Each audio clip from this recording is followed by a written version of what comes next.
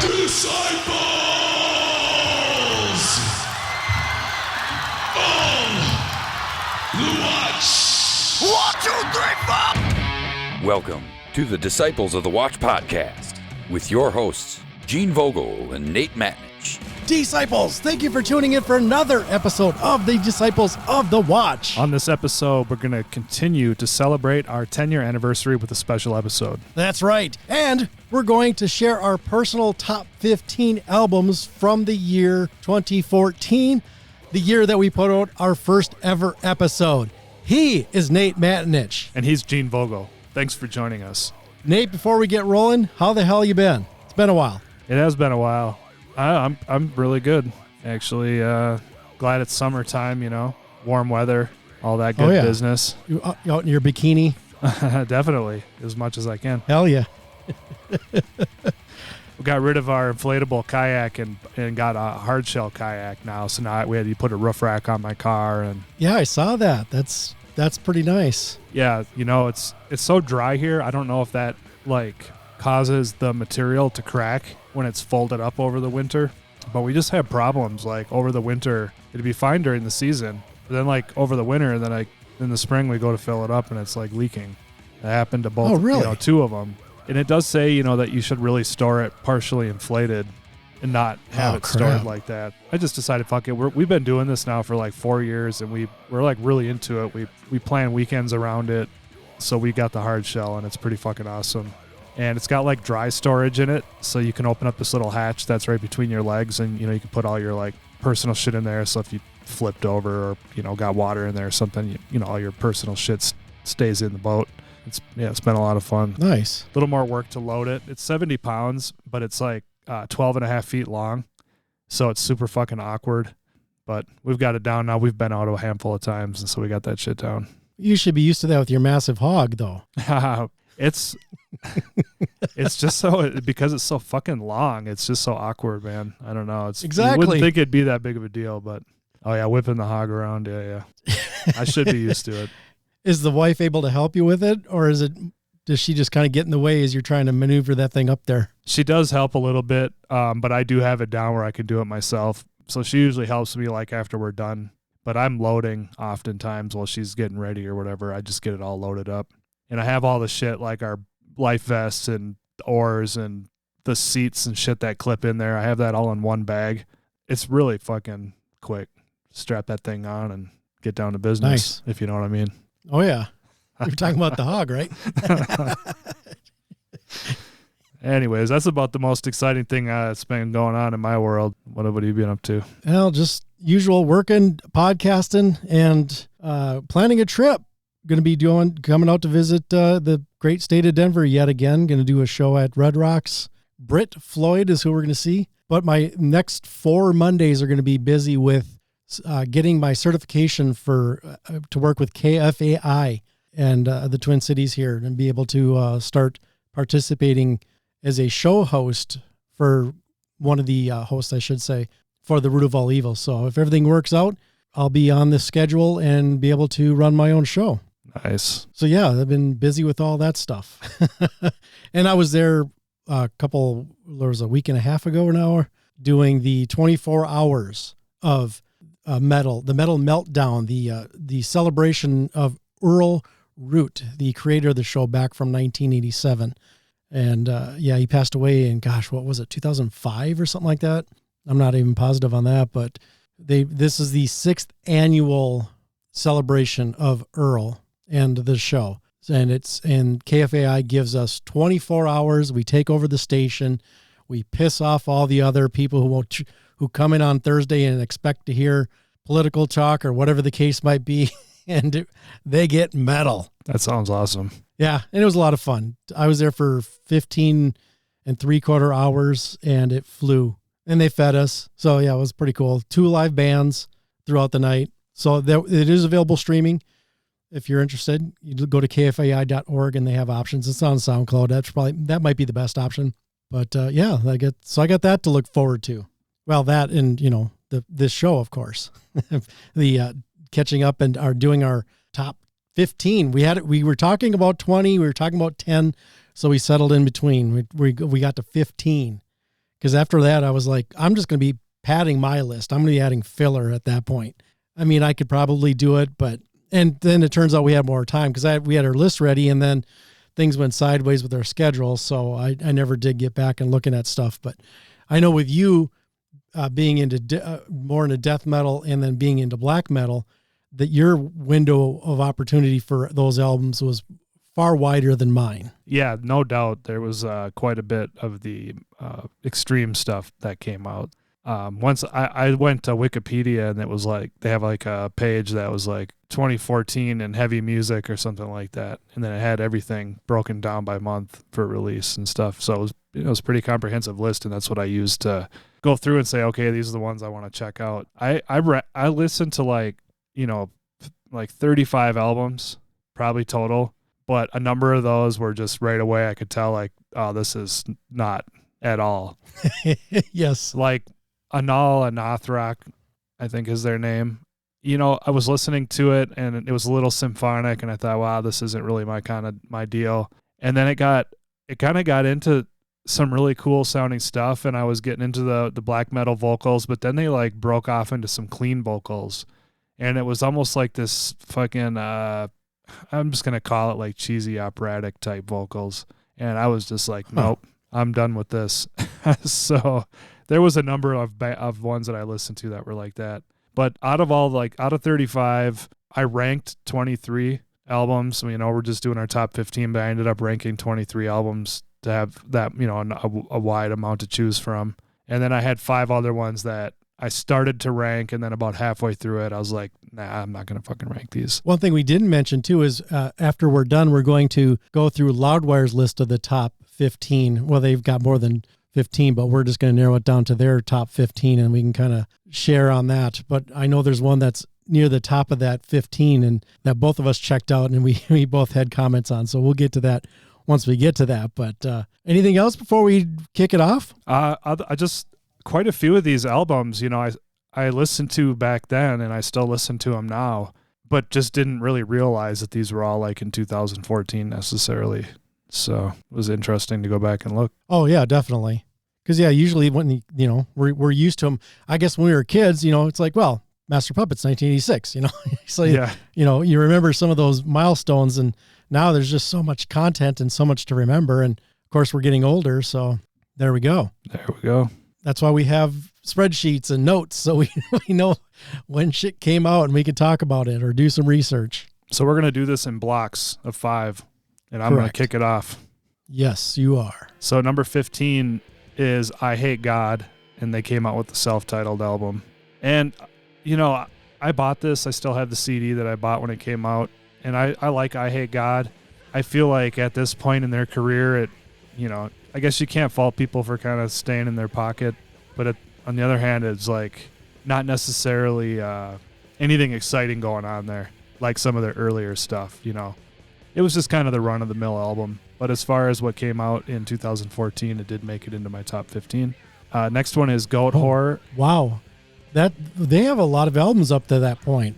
I'm kind of surprised. Yeah, but not all of those are like full-length studio albums. I think they only have like 4. Number of them are like compilation-type albums. Yeah, you're correct. There are 4 that were released full studio albums before they got to 2014's Eyehategod, which is the first one on Housecore Records. Yeah, exactly. Yep. And the last. Wait, is Housecore dead? I don't think it is it? No, there's still stuff going on there. Okay, because in 2021 they released an album on Century Media, or then they went back to Century Media, I should say. Interesting. So number 14, I've got Goatwhore. And I know the title is longer, and for some reason I missed this when I was updating my notes, but it's Constricting Rage, and I don't have the rest of it. Anyways, I have this on vinyl. I think I just bought it because I like Goatwhore, and I bought it when it came out. It's not one that I go back to very often. Honestly, I do pull it out once in a while and listen to it, but again, they have some really cool sounding music. Of course, it's very extreme, but this one wasn't anything groundbreaking either, really. So, and I'm just comparing it in their own catalog, But as far as what came out in 2014, it ended up, in my top 15. That is Constricting Rage of the Merciless. There you go. Thank you. And at 13, I've got Cannibal Corpse, A Skeletal Domain. Another band, I love death metal music, and I did definitely get into Cannibal Corpse, at least on their very first album, and then they've had some throughout their career that have been really kick-ass. But this is another one that's just like, they're just doing their thing. I guess what kind of sums up so far these 3 albums is like, there's not a bunch of memorable stuff in here. You know what I'm saying? Songs that aren't going to get probably put into a playlist, or, the ones that any handful of moments that might make you want to come back and rehear that because it sounded really cool. These just don't really have a lot of those moments. Number 12, I've got Satanic Warmaster, Fimbulwinter. I've heard these guys in the past, not somebody I've followed. They're black metal. And I was just doing a little bit of reading about them as I was listening to it because I actually kind of like this album. They've caught in a lot of controversy for being like a National Socialist black metal band. And so there's like a I know that was somewhat prevalent in the black metal scene, and there's also like anti-fascist black metal people out there, which is how I kind of heard about some of this, but just reading into it. But anyways, they basically deny it.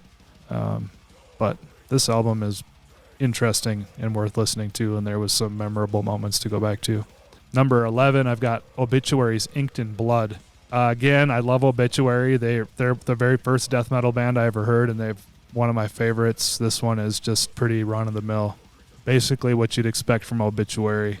Nothing overly exciting going on there. Oh, yeah. I remember that album cover. Actually, that was the album I think that when I saw Death to All that they were supporting this album here, Inked in Blood. Because I remember seeing that in the shirts and stuff like that. That's kind of a cool looking shirt. I like that Obituaries, they're not all just like super fast. They got quite a bit of like slower, heavy stuff going on, which I always appreciate about them. All right, so now it's my turn. Here we go. Well, this is going to be completely different. I shouldn't say that, actually. There's going to be some differences. Kicking off at number 15 is the album that I don't listen to a whole lot. I'm hardly familiar with it, but I do enjoy it. And then this reminded me that I needed to revisit it more often. And that is Bernie Marsden's album Shine. Now, Nate, do you remember who Bernie Marsden is? Nope. He was a guitar player in Whitesnake, and he co-wrote some big songs like Fool for Your Lovin', Walking in the Shadow of the Blues, Ready and Willing, Love Hunter, Trouble, and Here I Go Again. Huh. Imagine that. Yeah, so he cut his own solo album in 2014 called Shine. And it's going to be more bluesy, but definitely some stuff on there that you should check out if you're into the blues, or if you're interested in checking out his solo material. But when you look at his discography, man, that dude has been active. What's the first thing? 1973 with UFO. Oh, he did demos, the Dave Edmunds Rockfield demos. And then Cozy Powell's Hammer, Wild Turkey, Babe Ruth. Okay, I haven't heard much of those. Okay, Ashton Pace, Lord, that I'm familiar with. And then Whitesnake from 78 Snakebite all the way up to 82's Saints and Sinners. That's 1, 2, 3, 4, 5, 6, 7 albums that he did with Whitesnake, and a whole bunch of solo albums. So if you're like the guitar players, or you especially leaning towards the blues rock, I'd say check out some Bernie Marsden Shine. At number 14, this is one I know I didn't care for when it first came out, and it grew on me through the years, to the point where I even found it at Down in the Valley Records on vinyl, and they had, I don't know if it was a damaged copy or if they just ordered too many and put one of them on clearance. So I found it on sale, so I bought it. And then when I was listening to it after I bought it, I was like, oh wow, yeah, I like this a lot better than I remember. So it made my list, and that is Iced Earth's Plagues of Babylon at number 14. Now, I always listen to Iced Earth with a little bit of a cringe because it's fucking, John Schaefer. Hopefully he's doing okay and maybe not trying to overthrow governments nowadays. That was one of the albums that I started to rank, and after a few songs I was like, nope, this just doesn't do it for me. I was reflecting back on when I first started hearing about Iced Earth, and people they often compared them to Iron Maiden for some reason, and even to this day, I'm like, why did anybody ever compare them to Iron Maiden? Because I don't know if it's like their kind of their historical kind of stuff or what. I don't know, but I do have a couple of the earlier Iced Earth albums that are are enjoyable to listen to. But this one, yikes! After a couple songs, I was done with it. Yeah, like I said, that was a grower album for me, and I know one of his cohorts recently came out in the news and said he feels like it's time for people to forgive and move on. But part of that is, where's John at now as far as wanting to be a disruptor of the political process? Well, if he did his time or whatever, and then he's paid his debt to society, he should be able to just move on. But our society doesn't forgive people for wrongdoings, even though it's basically ingrained in our, in the founding of this country, I guess. But anyways, you do dumb shit, you're going to just always pay the consequences for it. That's the way it goes. That is correct. Yeah, and I think he was owning up to everything and working with the government to avoid doing time, I think. Primarily. Yeah. You should have went and did time just to get a taste, you know what I'm saying? Of really experiencing the fruits of your dumb ideas. Hell, I'm thinking of doing some time just so I can, do some working out and get a little bit of quiet time maybe away from work and everything. Holy but it'd have buckets. To be a short stay. There's no quiet time in prison, man, I'll tell you what. I don't want to be anybody's prison bitch either. I'm not big enough to to take care of myself, I'm sure, in that realm. I'm almost positive there's easier ways to take a sabbatical than going to prison. Like maybe going to Denver and seeing a concert. Totally. Let's breathe some mountain air, man. I can keep my anal virginity intact. Yep. At least I hope. Your man pussy will not be sold. Okay, moving on. At number 13, this is one I feel you'll relate to, Nate. Depeche Mode's Live in Berlin. Hopefully I'm not competing with your list on that one. That's my number one. Oh, shoot. Spoiler alert. This one was actually, they filmed a concert, and it was in movie theaters. So I took my wife to see this concert, and that was very cool. I think we even bought the DVD or something like that. But, so then they released the actual album. And I'm a sucker for live music, and I'm a sucker for live music performed well. So I kind of forgot about this one as far as it being released in 2014. And I thought, well, that might be on my list. And sure enough, once I got through everything, it shook out. It did. Number 13, Depeche Mode's Live in Berlin. Moving on, at number 12, Opeth with Pale Communion. I'm trying to remember. I have a feeling this might be the album where I started to get into them. I don't recall if it was this or it was the next one, because they were never really on my radar, and I don't even remember how they got on my radar. I may have just started watching videos or something, and they came up, and it was like, holy shit, these guys are cool. And then I saw a bunch of people with a little bit of backlash saying, oh, it's all clean singing now, and they sold out, and blah, blah, blah. I'm like, fuck, I like what I'm hearing now. So, and I still need to work my way down. Hell yeah, exactly. I need to work my way through their earlier works. I don't know why there's obviously a lot to listen to, and we listen to a lot for the show and stuff, but at some point I want to get more familiar with those earlier works. For all the albums I listened to, because you mentioned Opeth, there was that one and a number of other ones that I just couldn't get to. I mean, there's probably like 15 releases per month of just heavy, in the heavy scene, and it's just a lot to listen to anyways. Yeah, but exactly, there was a Live Gojira I wanted to check out, Opeth and some others, but a lot of shit coming out, man, back then. Crap, I'm trying to remember. No, I don't think I checked out the Live Gojira, so spoiler, that's not on my list. I am wrapping up my 11 through 15 is Prong with Ruining Lives. So I'll be curious if that turns up on your list or the Loudwire list.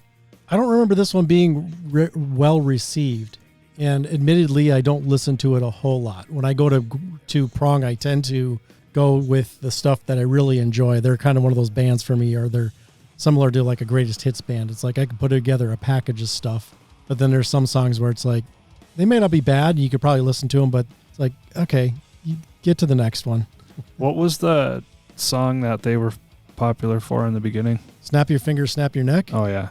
Or that's Prove really You the only Wrong? one I know. Oh, really? Yeah. Well, yeah, I'd say if you're interested in checking out Prong, start with the earlier works and work your way through their catalog to more modern times. And I think that's a better way to go through it. But you never know. I know some people start at the end and work their way up, and that works too. So there you go. That is my 15 through 11, Nate. All right. It's a solid list. We had no crossover. No. We should have some crossover.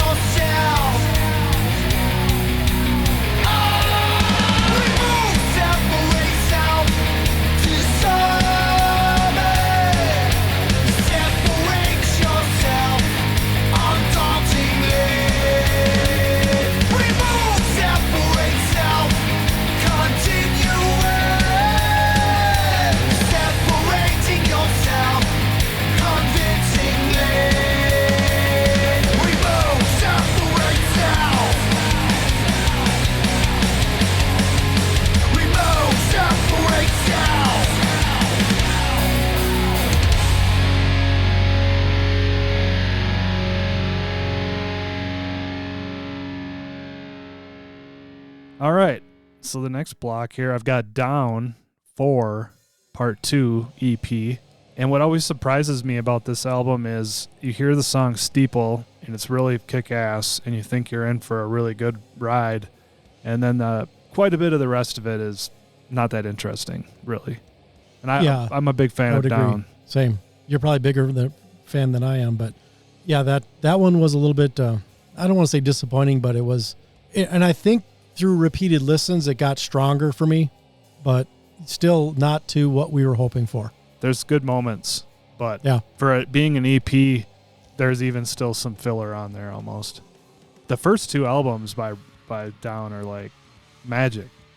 classic. Then they kind of fell into a pattern after that, but they made it to my number 10. I'll be curious to see where they come up with this new album. I'm hoping it kicks ass like those first 2. Yeah, they've hyped it up. Hopefully, they've been apart now for a while. So, well, this is it. 2014. This is the last one they did. So, it's been almost it's been 10 years. Number 9, I got Exodus, Blood In, Blood Out. We did the track by track on that one. So back then. Yes, sir, we did.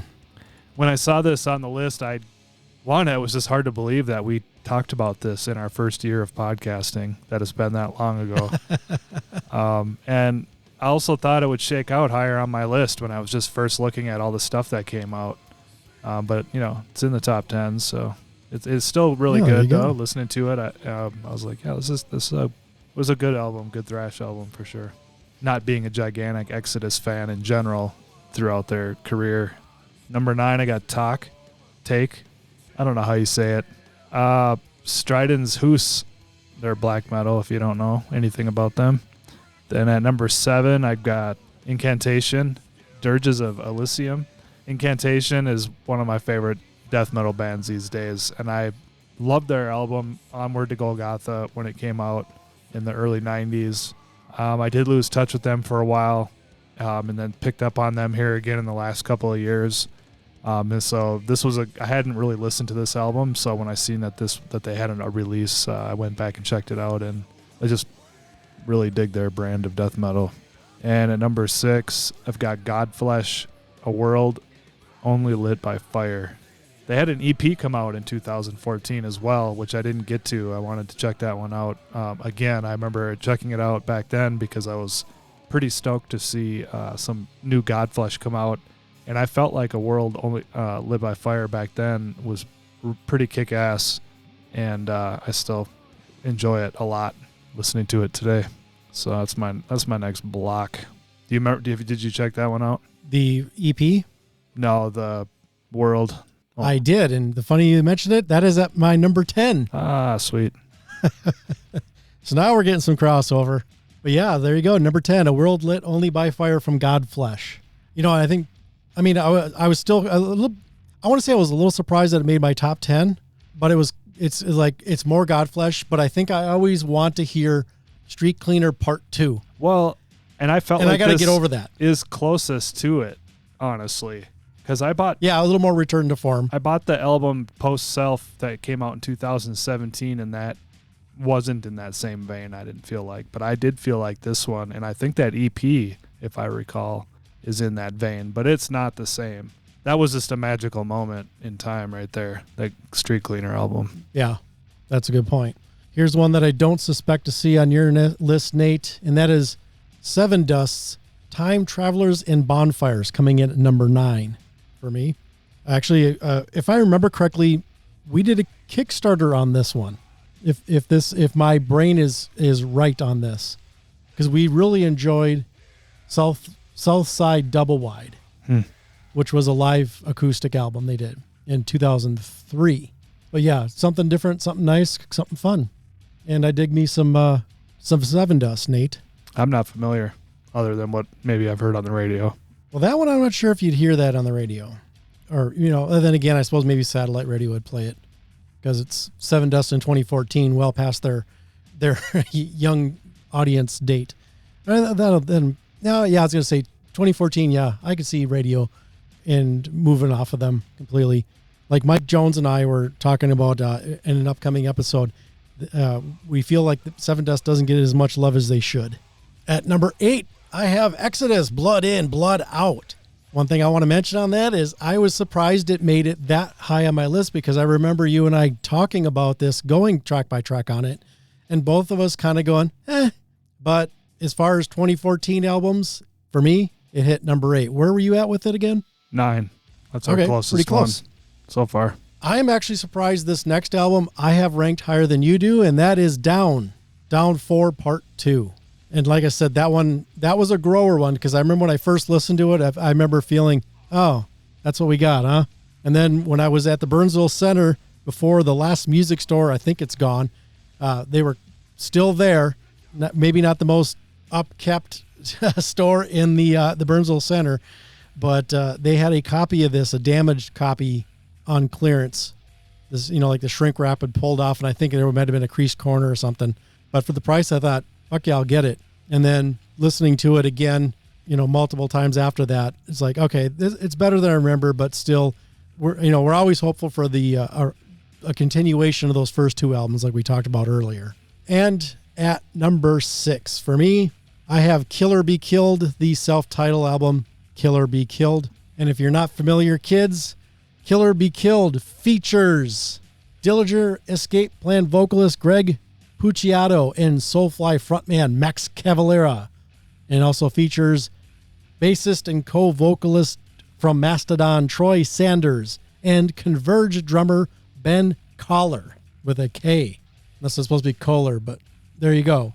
There's some pretty cool stuff on that album. Another one I don't listen to enough. I need to get back to it. This was a reminder that I need to. Out of the 23 albums that I actually ranked, I did rank that one, and it was in the 21st spot. I was bummed out by it. When I saw it on the list, it was one that I had always been meaning to check out, but hadn't really checked out, and I was like, nah, this is not my cup of tea. I could see that not being up your alley. But I would have been surprised if it had been on your list. That's cool that you ranked it up there. Surprisingly, I thought it'd be closer to 15 in that range. Yeah, we had a few similar ones in that block there. 3 out of 5.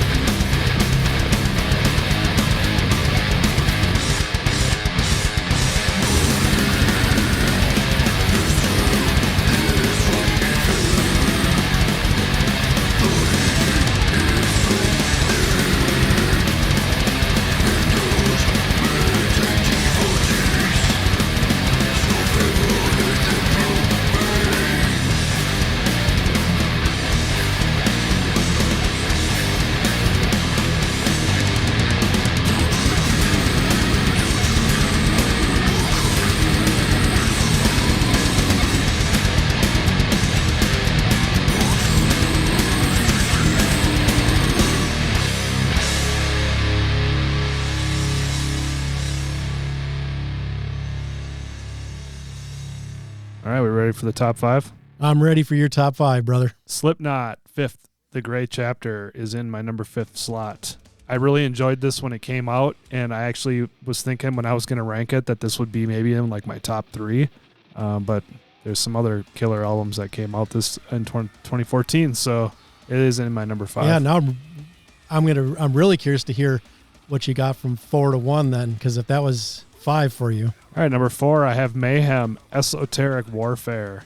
I'm a big fan of Mayhem. They are my favorite black metal band by far, and they have some really catchy moments on this album.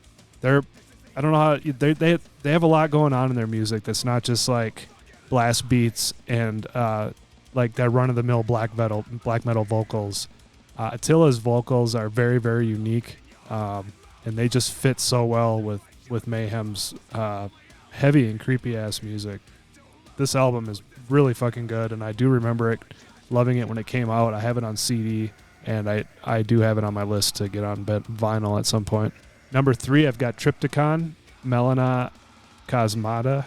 I knew that I'm a big fan of, Gabriel Warrior of Celtic Frost. I've liked what he's done with Celtic Frost Monotheist and what he's done with Triptychon. I just think it's really fucking gloomy sounding, heavy music. He's got really aggressive vocals, and it's interesting because I've been reading in that black metal book that I have, and there's quite a bit there about him. And he talks about, his mom was like mentally insane that he lived with and was basically lived in a hoarder house. And so he said there was fucking maggots and roaches and rodents and all kinds of shit in his house, So he's like, I just grew up around a bunch of filth and shit, and so his music, it reflects in it, you know what I'm saying? And I don't know. Ever since I very first heard Celtic Frost, I've just been a big fan. So Triptychon is fucking killer. And I just saw a German copy of the vinyl at a record store, and I couldn't afford to get it because I was buying something else. Now I wish I would have got it, but I may go back and see if it's still up there on the wall. At number 2, I've got Electric Wizard, Time to Die. I forgot about those guys. Yeah. I should check that out. It's not on my list. Spoiler. Stoner music, big time. I think, it makes a big difference in listening to them. It caters it's druggy music, I guess you could call it. Anyways. Gotcha. Number 2. And number 1, Overkill, White Devil Armory. Made your top spot. Awesome. Was there any thought that it might not be? Or especially when you're comparing it to number 2? No, it was pretty far over my number 2, actually. Oh, okay. I feel like. I mean, Electric Wizard had a 4 ranking and Overkill had a 4.8. Well, we have a little bit of crossover, but we don't have this one, Nate. At number 5, I have Steel Panther's All You Can Eat. I wondered if you were going to talk about that one at all. I saw that they were in the release list. Now, I will admit I am surprised it's in my top 5. And actually, I think what I had done was when I started collecting all the different albums that I thought, were going to be part of my top 15, I did a rudimentary ranking on them. And I think I had this one closer to 10 when I just did off the cuff rankings. But then as I went back and listened to all this stuff or at least sampled this stuff just to get it back into my brain, I kept bumping it up, and it ended up at number 5. Now, admittedly, I don't listen to it a whole lot, but when I do, it's almost like you start getting in, it's one of those bands that sometimes, especially if you haven't heard in a while, for me, once you start down, it's like, well, now I need to hear the next album, or I got to hear this other album, or I want to hear some more songs or whatever it might be. But yeah, not the go-to they used to be for me, is I guess what I'm saying. At number 4, I have The Endless River from Pink Floyd. This one I immediately fell in love with. I know it's different. I know it's, it gets slagged because it's primarily an instrumental piece of work with only one song being sung, and Stephen Hawking doing some recorded piece on there as well. But it's awesome. I remember one time, I think it was at Christmas time, I put it on the record player as we were having Christmas dinner with the family, and it was just such a perfect background for what we were doing. to where it's like as soon as the needle picked up, I'd get up right away, flip it over, and just keep it going because I wanted to keep that sound going through the whole night, and it was awesome. And it's one that my wife really likes too. Admittedly, it's been a while since I've listened to it, but I really do enjoy it. And you know, when I saw 2014 and I saw that on there, I'm like, yeah, I should pull that baby back out and start spinning that one again. Number 3, I have some crossover with you, Nate, and that is Slipknot's The Gray Chapter. I remember when this came out, you bought it, we listened to it, and I remember thinking, yeah, maybe I'm not so much into Slipknot anymore. And I don't know if I was just a moment in time where I thought, where I wasn't into what they were doing or something, or if I was just having a bad month or whatever the case may be. But then revisiting it later on, you know, a year or two later, eventually I bought it. I've got it on vinyl and it made my top 3. So that one, like I said, I have no idea why it hit me sideways when it first came out. And I remember you really liked it. And I thought, well, Nate's digging this one way more than I am. And yeah, boom, here it is in my top 5 at number 3. I like it quite a bit better than the one that came out before it, which I can't remember the name of it. And the one that came after it, it's not that great either. Where'd it go? It's really Iowa, the Volume 3, and the 5th is the 3 albums by them that I go back to. So yeah, All Hope Is Gone. I really like that one. Yeah, the follow up to this one was not as good. We Are Not Your Kind from 2019. Yeah, that definitely fell off from where The Gray Chapter was. Although admittedly that I do own it and I need to revisit it. I gave it enough time, I think, now to where I want to pull out We Are Not Your Kind and see how it hits me now. But I don't think it's going to get anywhere near where The Gray Chapter was for me. My number 2 album is Mastodon's Once More Round the Sun. And I want to say this may be the first Mastodon album I got into. God dang it, I don't have this list here. I saw they had this released in 2014 when it was too late for me to check it out for the show, but I'm bummed out that I missed it because I'm pretty sure this probably would have fell into my top 15. Mastodon's pretty awesome. Yes. Now that I'm looking at it, Crack the Sky is where I got into them first. Okay. So that was 2009. Yeah, I love that. Yeah, then album. The Hunter. That one's kick-ass too. It's the previous 3 that I don't have a lot of time with, which is Remission from 2002 and Leviathan from 2004 and Blood Mountain from 2006. I've dabbled with all of them, but I need to really sit down and just spend quality time listening to those albums. But everything since that, from Crack the Sky on, I've although Hushed and Grim not so much, but which is 2021 release. Leviathan's got really good songs on it. Yeah, I need to. I think I own those digitally, but like I said, I need to spend some quality time with them and decide whether I want to pick them up on CD or vinyl. But from Crack the Sky, Hunter, and Once More Round the Sun, that group right there were some of the strong ones for me. Emperor of the Sand was okay, and that's another one I do need to revisit. But Hushed and Grim, yeah, I should probably revisit that one as well. But at any rate, Once More Round the Sun is my number 2. And admittedly, Nate, I thought this could possibly compete for my number 1. But then when I listened to the albums back to back, I thought, nope, I cannot knock Overkill's White Devil Armory out of that top spot with Once More Round the Sun. It's just too solid of an album. I couldn't do that to Overkill. I couldn't do that to myself. It was the superior album. And but in my mind, I thought, you know what? I'm going to give this an honest A to B review to see if Once More Round the Sun could pop that top spot. And nope, it could not. I listened to Once More Round the Sun, and then I went to listen to White Devil Army. I'm like, oh, nope. I would have been I didn't even think I had to get halfway through it. I'd have been surprised to see something else in your top spot. But hey, man, I'm just telling you, I gave it an honest shake. I thought if anybody could do it, it could be that Mastodon album, and it did not. So there you go. That is my top 15, following your top 15. So Nate, let's see where Loudwire's at with their 15 of 2014. Obviously, how many were on that one? Was it 20? They did 20. Yes, you're right, 20. And I'm just going to say right now, White Devil Armory was at their 20th, which is just ridiculous. That is sacrilege. That is asinine. I wonder how they did that. Was it voting? Did they have a run through a maze with albums strapped to their back, and the first one was the one they picked, or what the fuck? White Devil Armory at 20? Come on. I guess it made the spot, but still, that's surprising. I guess I don't know what they got above it, but what I'm seeing from 17 on up, or 16 on up, I'm not impressed in what they've got in. Ooh, Jesus. Let's get into their list. Let's do it. 15, we got Killing Gods by Misery Index. I'm not familiar with that one myself. How about you? I am not. Number 14, we got Bloodstone and Diamonds by Machine Head. This is one that I ranked and I didn't like it.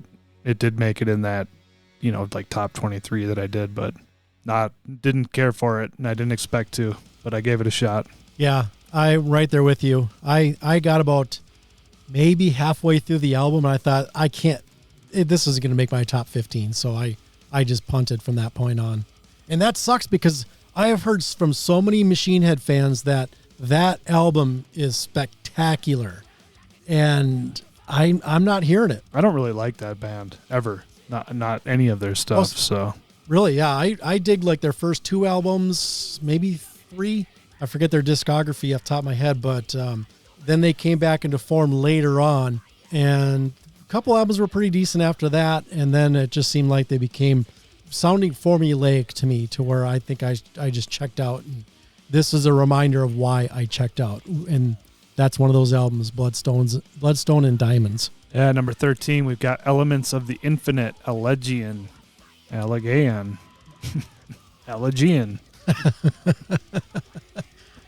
How do you say that, Gene? What's the appropriate pronunciation of that? Elegian. All right. I'm going to say Elegian. I'm not familiar. That's supposed to sound like the A. Legion. Nah, that doesn't sound right. Legion.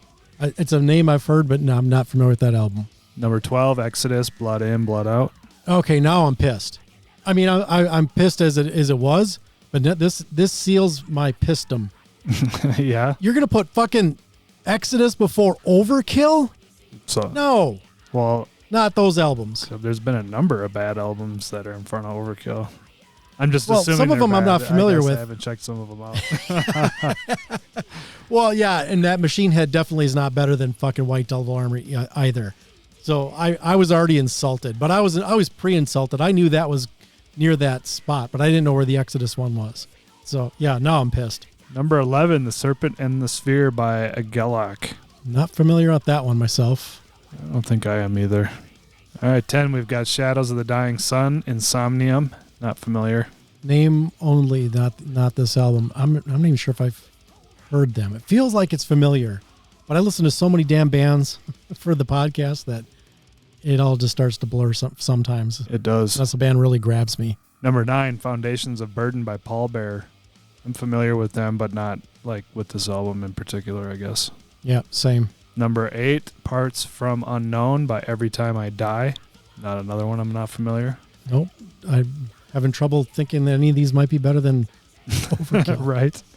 Slipknot, 5th, The Gray Chapter. That's at number 7. Yep, number 7. Number 6, Redeemer of Souls, Judas Priest. This was one that I considered, but I was like, nah, I'm not putting that on there. Certainly not in the top 10. That would have given me, or that would have been just a nod to Judas Priest. But yeah, I would have, if I would have done a top 20, probably would have survived my top 20. But no, I couldn't even put it in my top 15. All right, number 5, Once More Around the Sun by Mastodon. There we go. Okay, this is interesting. At number 4, they've got Triptychon, Melina Cosmata. I guess I wouldn't have expected to see that this high up on a list like mine. Well, there you go. Next, Septic Flesh at number 3 with Titan. Not familiar. I've heard the band, but they're described as symphonic death metal, so I'm already not interested. I'm right there with you. Number 2, Pale Communion by Opeth. All right, this is one I'm just not. I don't understand it. And number 1, they've got Behemoth, the Satanist. I ranked this one. I had to because I remember when it came out, it got tons of like attention. I don't remember what. I just remember seeing it in the media a lot, and people like raving about it. And I checked it out back in the day, and I didn't see what the appeal was. And listening to it, again here for this because I thought I'm definitely going to check this one out again. I had the same reaction. I just didn't really, I don't get it. I don't know why I don't see why I grab people so well. Wow. They label it as a masterpiece from beginning to end, Nate, with no filler to be skipped over. I just don't get it, man. But there you have it, man.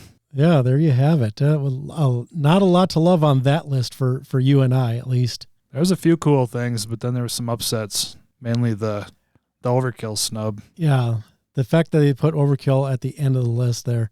I mean, like I said, I'm glad it's at least on the list, but when you look at some of the stuff that they rank before it, no thank you. I mean, it's cool to see that Cynic on there, but I don't remember that one being that decent. Yeah, but they have it at number 16. That was one of the ones that I checked out that right away, first couple songs I skipped through and I was like, nope, this is not good. And a few others that I checked out that I had that same reaction to was Grand Magus, At the Gates, and Gamma Ray. All of those I was like, maybe these might be cool. And all of them are like, this is not interesting at all. I know. I was hoping for some more like real home run records for me, looking back to 2014. And actually I had the idea today, like maybe next year we should do the top 10 or do a top 15 from the year 2015, kind of see what we can do every year going forward. Right. For every, keep that 10-year span going and see where we think things are. I'd be really curious to get to 2020. Of course, then we have to keep the podcast going for how many years to get to 6 more years. Yeah, let's see. No reason it couldn't happen. That's very true. I checked out Cavalier Conspiracy's Pandemonium, thinking, I bet you this one's going to be awesome. And I was like, really? What the fuck is this? I did not like that album at all. And I started skipping through tracks and none of it grabbed me at all. Yeah, that was one of the ones I revisited, and then it reminded me of, I did not care for this one. I checked out a thrash band called Acid Drinkers, and the album was called 25 Cents for a Riff. I ranked it. It was like a 2.5 ranking. It was disappointing. I was like, a thrash band, because I was looking at who some of these bands were before I listened to them, and I thought it'd be cool to check out, like, hear a cool thrash band or something, but no, it wasn't very cool at all. Well, Nate, let's wrap up the show here. What I want you to do is read me your top 15, and then I'll give the listeners my top 15. All right, number 15, Eyehategod, self-titled album. Number 14, Goatwhore, Constricting Rage of the Merciless. 13, Cannibal Corpse, Skeletal Domain. Number 12, Satanic Warmaster, Fimbulwinter. Obituary at number 11 with Inked in Blood. Number 10, Down 4, Part 2 EP. Number 9, Exodus, Blood In, Blood Out. Number 8, Taake, Stridens, Hus. Number 7, Incantation, Dirges of Elysium. Number 6, Godflesh, A World Lit Only by Fire. Number 5, Slipknot, 5th, The Grey Chapter. Number 4, Mayhem, Esoteric Warfare. Number 3, Triptychon, Melana Cosmata. Number 2, Electric Wizard, Time to Die. And number 1, Overkill, White Devil Armory. All right, and here's mine. I have number 15, Bernie Marsden with Shine. 14, Iced Earth, Plagues of Babylon. Number 13, Depeche Mode, Live in Berlin. Number 12, Opeth, Pale Communion. Number 11, Prong, Ruining Lives. Number 10, Godflesh, A World Lit Only by Fire. There's a little crossover there. Nate and I. Number 9, Seven Dust, Time Travelers and Bonfires. More crossover at number 8, Exodus, Blood In, Blood Out. Here's some more with carrying over some crossover at number 7, Down 4, Part 2. Number 6, Killer Be Killed, self-titled. Number 5, Steel Panther, All You Can Eat. Number 4, Pink Floyd's Endless River. Number 3, Slipknot's The 5th.5, whatever, The Grey Chapter. Number 2, Once More Round the Sun from Mastodon. And at number 1, just like my brother Nate, White Devil Armory from the mighty, mighty Overkill. Hell yeah. Oh, yeah. Take that, Loudwire. All right, well, there you go. There's our top 15s from 2014, the year we started the podcast. That was a fun little exercise, Nate. Hopefully you didn't burn too many brain cells having to dig through bands like Machine Head. Well, I got to say, I was more excited about it in the beginning than when I started doing it, because I seen all these band names. I'm like, oh, this is gonna be all kinds of cool shit to listen to, and then that's not the case. Agreed. There was some good ones to listen to as well. Yeah, not as strong of a year as I was hoping for, but that was still a good year for us to kick off a podcast. Definitely. All right, well, we should wrap up with a song, Nate. Of course, we always like to end the show with a song. We had a little discussion on it, and we're going to end, obviously, with our shared number ones. And that's a nice and easy way to do it from White Devil Armory, an Overkill song. Nate, what song are we using? A Bitter Pill. Classic. Bitter Pill. There you go. Yes. There's a lot of good stuff on this one. And I know we were talking about it. I think we've played Armorist before on the show. So figured let's do something different. You can't go wrong with Bitter Pill or Pig or Down to the Bone or now I'm just listing all the songs that are on. We're going to play them all. Surprise, we're going to play the whole album. Oh, no, I don't think we want to do that. But at any rate, we will do some Bitter Pill to wrap the show up. So thank you for tuning in, everybody. Don't forget, share with all your cool friends. And if you're interested, head over to dotwpod.com. I will have the list there. And of course, you probably may have noticed it's in the notes for your podcasting app. So you can always refer to that as well. But if you didn't see it in your podcasting app, or if you're listening to it from the site on the page, you'll be able to see our lists. And I'll throw a link to the Loudwire list if you want to go laugh. If you want to go laugh in person at that list, but or who knows, maybe you'll agree with them more than what you did with Nate and I. But at any rate, Overkill from White Devil Armory. This is Bitter Pill, and until next time, my friends, stay heavy.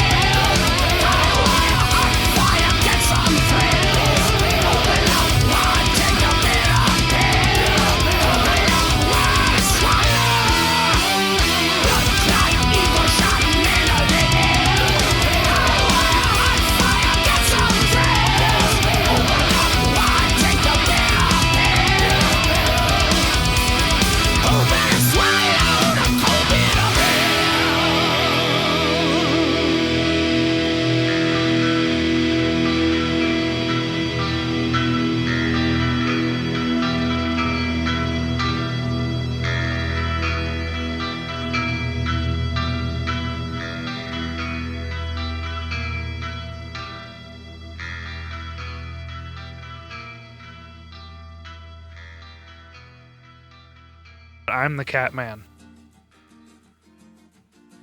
Thank you for listening to Disciples of the Watch. This episode was produced by Gene Vogel and Nathan Matnich. All music is property of the artist or the publisher. Please buy music and support the art we all love. Editing on this episode was done by Gene Vogel. Check out our website, dotwpod.com, for show notes, links, and more information on the show, as well as connections to social media. Don't forget to subscribe to the show using your preferred podcast application, or use our FeedBurner RSS feed listed on our website. Plug it into your browser or whatever app you're using, and then you will get all of the goodness moving forward. And you can also download the show as MP3 files from dotwpod.com. If you'd like to support the show, please click on the support us link at our website. As well, we have Patreon, so you can do a monthly contribution if you so desire, or purchase some of our merch from our website. Thank you for listening, friends, and stay heavy.